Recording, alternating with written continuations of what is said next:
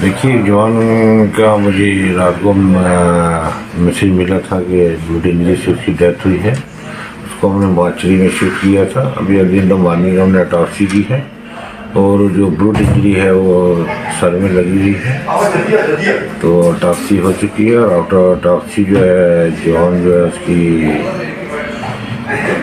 Dead body जो है वो कंसर्न्स के हैंड ओवर की गई है फॉर फर्दर राइट्स, ताकि उसके जो गाँव है या स्टेट है वहाँ पर जाए बॉडी।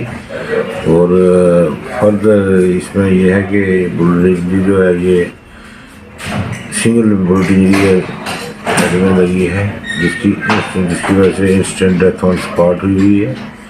और अभी बॉडी हमने हैंड ओवर कर दी है आफ्टर ऑटोप्सी।